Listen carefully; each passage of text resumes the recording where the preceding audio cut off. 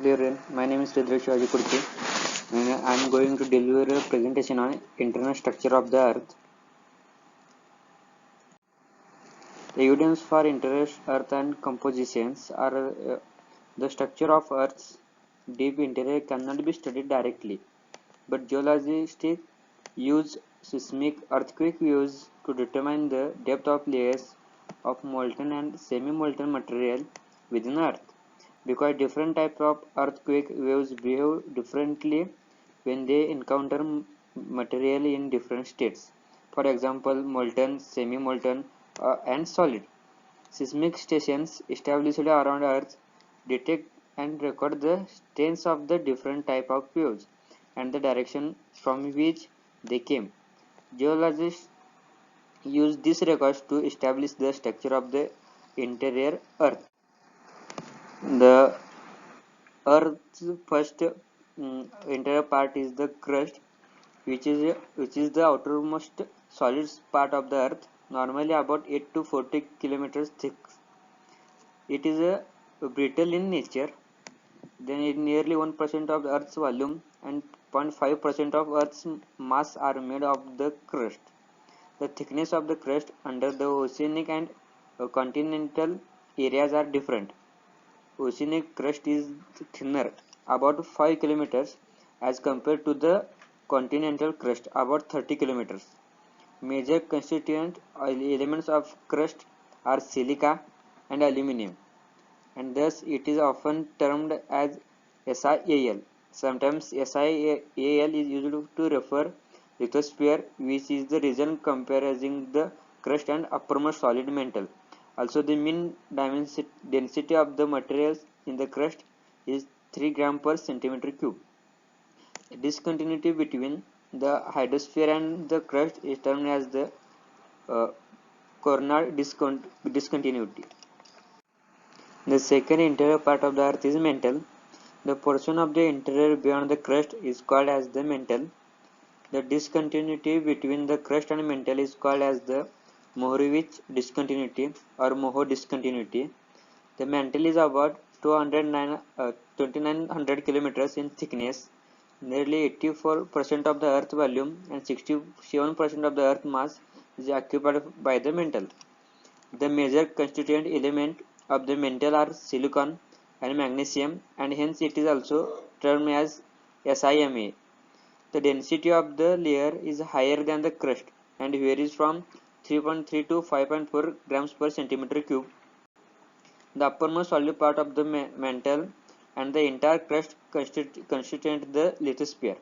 The asthenosphere, in between 82 to 100 km, is a highly viscous, mechanically weak and ductile, deforming region of the upper mantle which lies just below the lithosphere. The asthenosphere is the main source of magma, and it is the layer over which the lithospheric plates, continental plates, move, which is also called as the plate tectonics. The discontinuity between the upper mantle and the lower mantle is known as Rafferty discontinuity.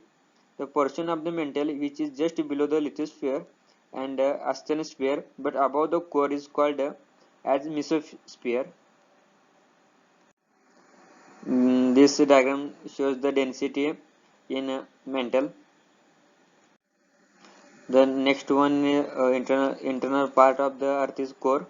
It is the innermost layer surrounding the Earth's center. The core is separated from the mantle by Gutenberg discontinuity. It is composed mainly of iron and nickel, and hence it is also called as NiFe. The core constitutes nearly 50% of the Earth volume and 32% of the Earth's mass. The core is the densest layer of the Earth, with its density ranges between 9.5 to 14.5 gram per centimeter cube. The core consists of two sublayers, the inner core and outer core.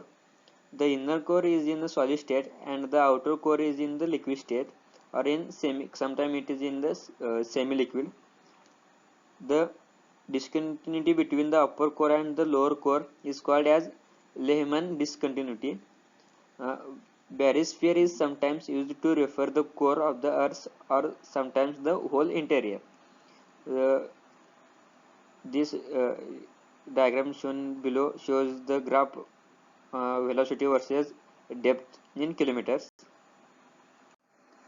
Uh, this is in this diagram. This is shown the structure of the Earth's internal, where we can see uh, first part is the lithosphere, which consists of corona discontinuity and Moho discontinuity. The next one is the asthenosphere, and third internal part of the Earth is the mesosphere, which contains upper mantle and lower mantle, which is called as SIMA. Then the innermost part of the Earth is called barysphere, which contains outer core and inner core, which is also called as the NIFE. And then we can see the uh, difference between crust and asthenosphere called a Mohawk discontinuity. Then discontinuity in upper mantle and lower mantle called a repeated discontinuity, and the discontinuity into the lower mantle to outer core is called as Gutenberg discontinuity. Then the discontinuity in outer core and inner core, which is shown called as the Lehman discontinuity. And thank you.